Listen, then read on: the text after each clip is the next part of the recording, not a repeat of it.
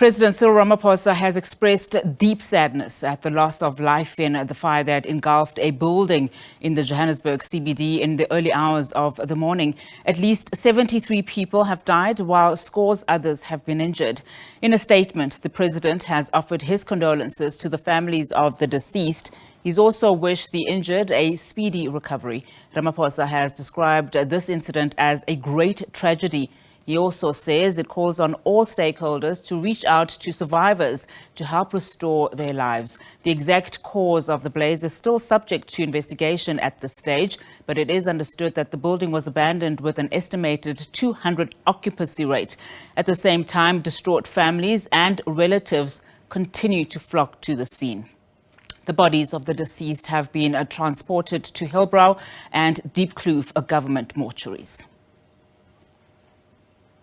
Right now, for the very latest in terms of what is happening on the ground, we go back to our reporter, Hasina Gori. Hasina, thank you so much for your time. Of course, earlier you spoke to the minister in the presidency, Minister Nchaveni, and she expressed, of course, condolences from the president of the country, but also saying that citizens in this country have to play a part together with NGOs as they address the hijacking of buildings. Just talk to us about what's the latest there on your end now. Good afternoon. As you said, we've been speaking to various different stakeholders, political parties, as well as NGOs who've all come to the inner city following that devastation that took place in the early hours of the morning, bringing, 73 people fatally wounded, as well as 40 or so people injured and in hospital for various different injuries.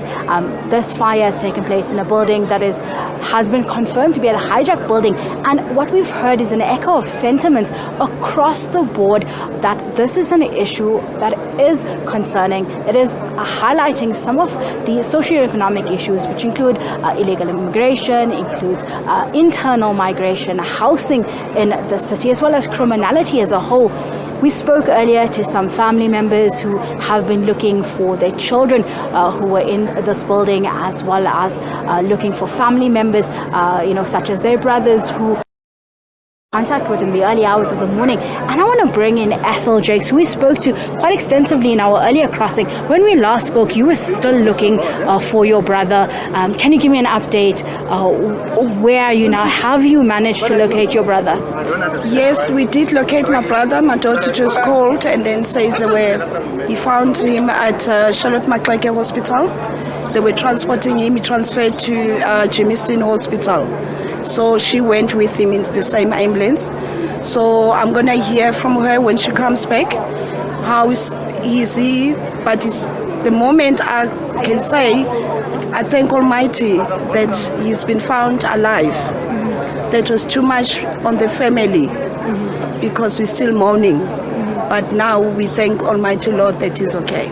When we spoke, you showed us where his room was, from the outside of the building. You've managed to do a walkabout outside. What have you seen when you did manage to get closer to the building? On his side where he lived, apparently there was a smoke it was going through. That's why he jumped from the window, because my daughter told me that he jumped from the window. And then, so the second floor from the top, that's where he jumped to the ground. The building on that side, it's not in a bad state. It's only this side is in the bad state on the entrance, because only one entrance in the whole building. What are your concerns? We spoke earlier and you said you are concerned about the building, right now, and just of, criminality that might happen. I'm very concerned on that, because I can say the whole building, it was overcrowded. I used to come and see my brother often on the weekend when he's off. And then it was very crowded when I walk in there. You even ask a space to move in, to go up, the way it was so crowded. And the criminality, I can say it was very much, because I've been staying in town as well. And then it was not a good place to stay in town. That's why I moved to stay in Boysens. So I can say the government can they have to do something about it. It's not only this building, it's in a bad condition. It's a lot of buildings being hijacked in Johannesburg. It's in the very, very bad conditions. Thank you so much. That was Ethel Jakes speaking to us here. She was one of the family members who had been looking for her brother who lives in this building, as you heard, living in the third floor of this 5-story building. According to her, they found him and located him in a hospital. They're unsure at the severity of the injuries right now, as he's one of those who had jumped out of the building to escape the fire that took place here. Also concerns of criminalities that people might, get into that building, which is unsafe, and they're not allowed to get in. But I want to bring in AIC as well as the chairperson of the economic development in the city. Aubrey, thank you so much for speaking to us. You've heard, the lady that we spoke to speaking to us as well, saying this is not just the only building, that has been affected by hijackings, by derelict buildings, and really just been uninhabitable. What needs to be done? I mean, you sit on that portfolio that is part of the JPC. What needs to be done to ensure that we don't see this happening once again? Good afternoon, Anisha. Thank you for having me here. My name is Aubrey Mhlongo. I'm the chairperson of the economic development in the city of Johannesburg, as you've already said. Okay, the entity that is responsible for this building, that is called JPC, Johannesburg Property Company, falls under my portfolio as well. Our role as the committee is to do the oversight on these buildings that we have just mentioned. That is not only this building. First and foremost, we would, as a committee, we would like to send our condolences to the families and friends of the departed and to those that are in hospital, so that we wish them the speedy recovery. Coming back to your question,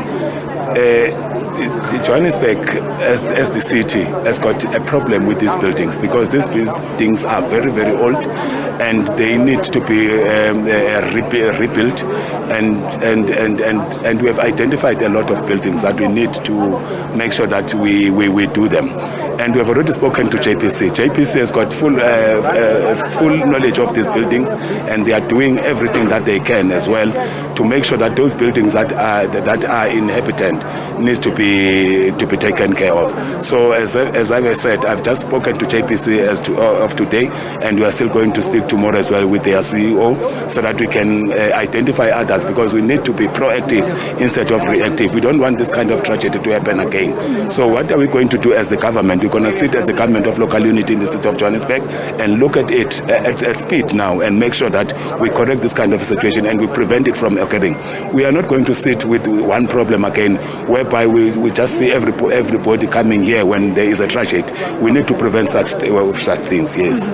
We've been hearing from the administration of the former Mayor Park Tau, right till today, about the refurbishment and the re-inhabitation of the buildings in the inner city. Why, and I keep asking this to every single person we've been speaking to, why have it taken us so long for us to find any kind of solutions, and for those plans, because the plans are there, we've seen them, they've been presented to the public, why they're not being implemented on the ground? Okay, yes, first and foremost, what I've said is that it's not only this building, it's not only one or two buildings, there's a lot of buildings, and all of these things, they need budget, and for the government to do all of them or to refurbish all of them, we need a lot of budget. But as the local government, as the city, we are just doing we are doing the intergovernmental with the province, and the province is helping us a lot into so far as to make sure that these buildings are things of the past. We are on the right track. I think in this financial year we are going to refurbish a lot of these buildings. Thank you so much. That was Aubrey Mhlongo speaking to us here, just highlighting some of the plans that are in place and saying that they are working and doing their best to rehabilitate these buildings. But I want to just ask Masabata to just give you a look. I don't know if you saw, while we were speaking, the forensic pathologist did arrive. They are I think here once again to ensure that those bodies and mortal remains that may be still in the building, that they will then be taken to the mortuaries, as we heard from the one family member who has been trying to locate her family member. She's one of those that was lucky enough to find her family member. He is in hospital at the moment, but I'm sure there's many others that haven't yet been able to locate their family members and are still praying and hoping that they find them alive. But now bring in arises. Thank you so much for speaking to us. We're here, outside the city of Joburg. We've heard from the morning, just some of the issues that are being highlighted. What does your party feel needs to be done to ensure that the poor and the vulnerable that reside in these kind of buildings and are forced to stay in these buildings are not, left in this devastating impacts? Firstly, we want to sympathize and send our condolences to everybody who lost their lives. Secondly, we want to say this is completely unacceptable. We've been hearing government talk about this. We heard the ANC talk about the 1 million houses that they're creating and nothing has happened. We lambast this type of behavior because this type of behavior continues. If we walk down the street here where we are, we will meet more hijacked buildings. We're tired of the talk shows. We're tired of people talking. How many more lives must we lose before actual tangible action is taken? This is disgusting behavior by public officials that are paid to do their job that do not do their job. We're still waiting to hear the people that should have been checking what's actually going on in the buildings. Why are they still in employment? They are clearly failing our people. How many more lives must we lose before action is taken? So we lambast this behavior and we say that this is completely unacceptable. We are tired of excuses. As citizens of South Africa, people should not have to lose their lives before action is actually taken. So we condemn this behavior in the strongest sense. We condemn the government or the city of Johannesburg as well as the provincial government for making sure that they did not take any form of responsibility in making sure that this doesn't happen. In fact, they were perpetrators and they actually made this thing to happen because of the illegalities. We're hearing things like electricity was connected illegally. We're hearing things like this has been happening for a very long time. We're hearing people say they've reported this over time. Why does nothing happen? So we're completely devastated because of this. And again, we send our condolences to everybody who lost their loved ones through this fire and we say that this should not continue. We condemn it with its utmost form. One of the issues that we've heard continuously being said by national government, local and provincial is that when they do bring these issues and try to evict these buildings, they are taken to court and that they are stopped from evicting these illegal residents that find themselves in the buildings. Is this a concern? And what needs to be done to ensure that these steps are not brought in as well and ensures that they can evict those that live in this building? The biggest issue that we've got is that they don't actually tell the public the truth. There are bylaws in any municipality that stops people from doing this sort of thing. Connecting electricity illegally, connecting water these are things that are not allowed. They are illegal in the strongest of sense. So it is an excuse and a pity party excuse that they like to use to say NGOs are stopping them. NGOs are stopping them for different reasons, not from them doing what they actually need to do. When you allow people to actually hijack a building, criminals that actually solicit rent out of people and continue to do so, this is illegal in the strongest sense. So we find this to be excuses that the government continues to say, and it disappoints people by giving more and more excuses. We're actually tired of the excuses. We're saying that people need to be held accountable. We want people to be arrested for not doing their job. We want people to be let go for not doing their job, because we cannot still be sitting with over 70 people that have lost their lives and we're still hearing excuses that there's NGOs taking them to court. We are aware of those things and we know that rule of law should still imply. We've heard from many people saying that there have been complaints. We heard from many people saying that illegal connections. We've heard from many people say that even fires were started inside and nothing has been done. And only today when the fire is happening, we're seeing that, they're coming through and coming up with all these excuses and trying to PR the situation. Lives have been lost. For how long should we continue with a government that refuses to actually consider lives? A government that is killing its people by allowing criminality to happen. And we see this happening throughout the whole government, and we say enough is enough. Thank you so much. That was the Vice President Mpo speaking to us here in the inner city of Johannesburg, where that building satellite and 73 people have lost their lives. We've been told, this number is the highest tragedy that we've seen, in this country. And, we spoke with the EMS's Robert Malawutsi earlier in the day, and he said in his 23 years of being a firefighter and a first responder, this was one of the worst that he had ever experienced. We also heard from the councillor who was one of the first respondents as well here last night, saying that when he arrived, people were jumping out of the buildings and trying to escape. But also a concern was that when the police did arrive and when the emergency services did arrive to take them to hospitals, many had also been scared to go to hospitals because they may be undocumented. I want to just ask Masabata to give you a sense of the entrance and give you a look of the entrance of the building. I don't know if we can from this this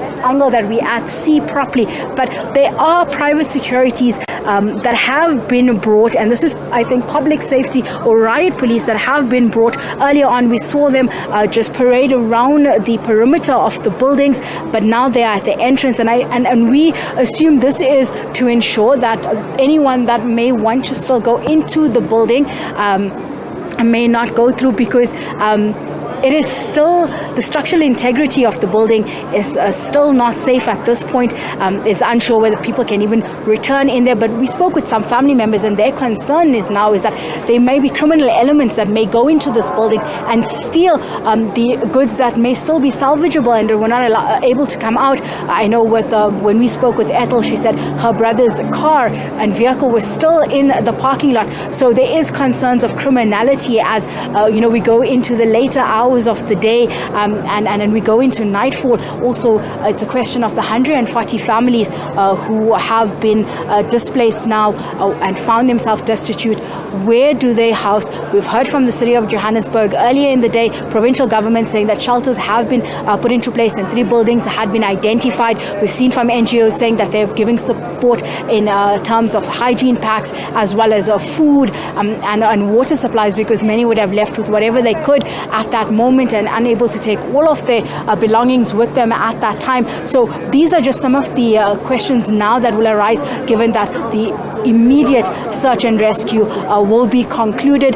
We know that the K9 unit was here earlier on, also going in. The EMS service, it took them 2 hours, in this morning to put out the fire, but the search and rescue took a lot more hours, as hundreds are believed to have been living inside this building, as it is an illegal hijack building. There's no account of how many people were actually living in there. We're told that there's temporary structures that were put up within and inside this building. So there was not space also for people to properly move and evict themselves. That's why many resorted to jumping out from various different floors of the building just to try and escape the smoke and the fire.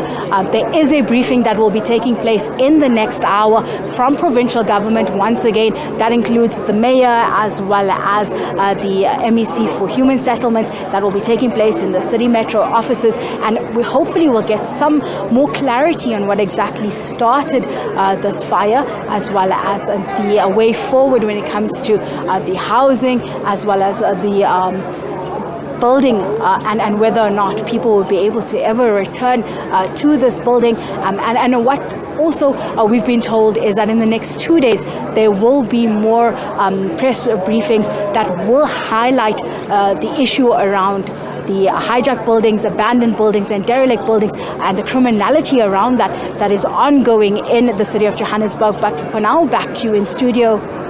Asina Gori, thank you so much for that. A very comprehensive update, of course. Asina Gori and Nozintombi Mia are on the ground for us, doing a fantastic job, just getting us various views of those affected from this tragedy. And of course, President Cyril Ramaphosa earlier expressing his, condolences and sadness for the loss of life in the fire that engulfed a building in the Joburg CBD. As we know, of course, 73 people have died, while scores others have been injured. Others have also been,